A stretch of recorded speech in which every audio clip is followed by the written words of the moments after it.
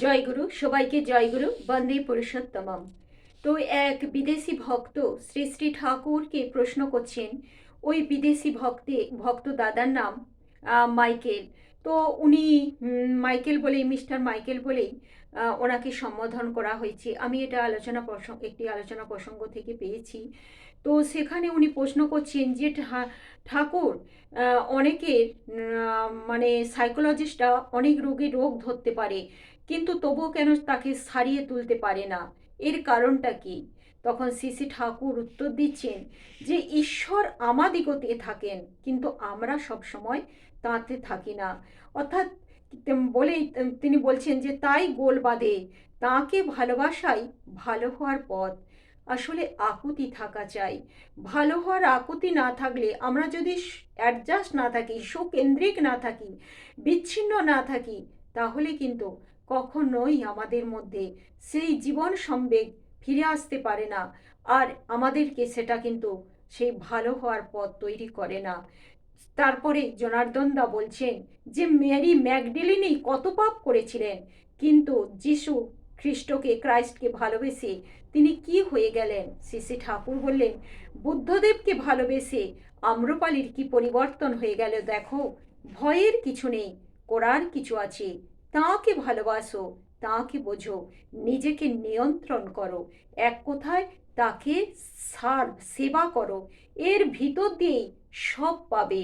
তখন জনার্দন দা বলছেন, নাম ধ্যানে ভাইটাল ফোর্স, জীবনী শক্তি বাড়ে কি করে? শ্রী শ্রী ঠাকুর বললেন, ধ্যান করি মানে প্রিয় চিন্তা করি, সুকেন্দ্রিক হই। নাম ভিতরের কোষগুলিকে স্পন্দিত করে তোলে, এমনি করে শক্তি বেড়ে যায়। তাছাড়া সুকেন্দ্রিক হলে শক্তির কিন্তু কখনো অপচয় হয় না, তাই বাড়তির পথেই চলে। তখন সেই মিস্টার মাইকেল বলছেন যে জন্মের সময় মা বাপের চিন্তা যদি সন্তানকে গঠিত করে, তাহলে তা দিয়েই তো সন্তানের জীবন পূর্ব নির্ধারিত হয়। শ্রী শ্রী ঠাকুর বললেন যে বাপ মার ব্যক্তিত্ব আছে, সত্তা আছে, বুদ্ধি আছে, তাতে গ্রথিত হয় সন্তানের জৈবিক সংস্কৃতি। সত্তার সম্বেগ আছে সবারই, যত খারাপই যে হোক, সবটার পেছনেই সত্তা আছে। সত্তামুখী হলেই গোল চুকে যায়। জন্ম হলে মানুষের অনুরাগ অনুযায়ী সে নূতনভাবে বিন্যস্ত হয়। সে যদি বাবা মাকে ভালোবাসে, সেই মনোভাব ও আবেগ নিয়ে চলে, তখন জন্মটাই সার্থক হয়। তখন মিস্টার মাইকেল বলছেন যে খারাপ ভাব নিয়ে জন্মগ্রহণ করলে তাকে ভালো হতে গেলে তো অনেক বেশি সংগ্রাম করতে হবে।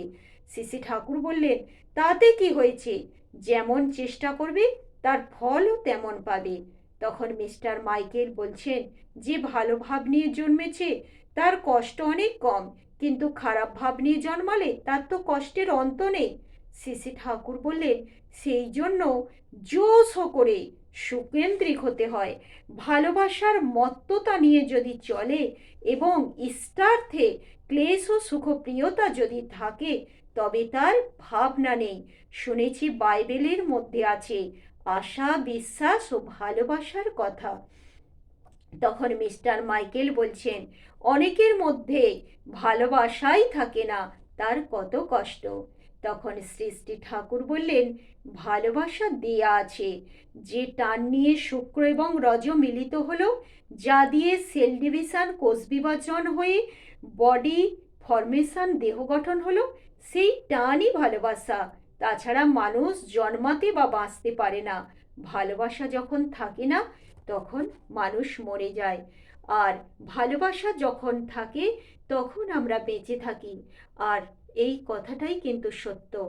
আশা, বিশ্বাস আর ভালোবাসা, এই যে আশা, বিশ্বাস আর ভালোবাসা, সত্যি কিন্তু এটাই আমাদেরকে বাঁচিয়ে রাখে যুগ যুগ ধরে।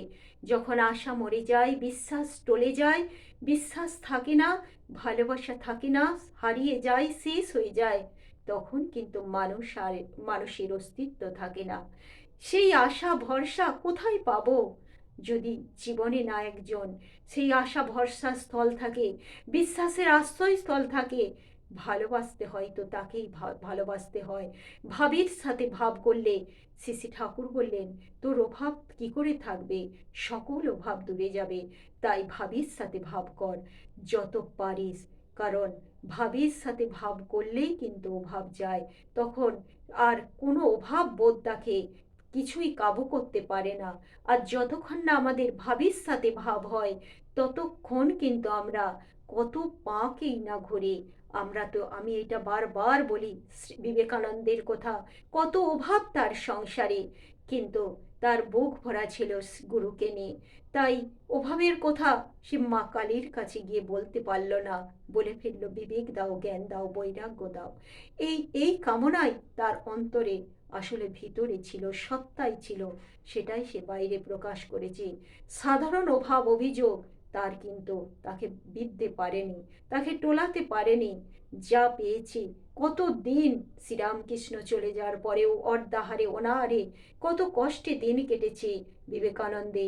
যখন সারা ভারতবর্ষ ঘুরছেন সেই ধর্ম প্রতিষ্ঠা করার জন্য, তখনও কিন্তু অর্ধাহারে অনাহারে থাকতে হয়েছে, কিন্তু সেই কষ্টকে তিনি কষ্ট মনে করেননি। তাই তো তিনি সেই পেরেছেন গুরুকে প্রতিষ্ঠা করতে জগতের বুকে। তো এই হলো আজকের আমার আলোচনা। জয়গুরু, সবাইকে জয়গুরু। কেউ ভালোবাসা থেকে বঞ্চিত করবেন না, নিজেদেরকে ভালোবাসুন।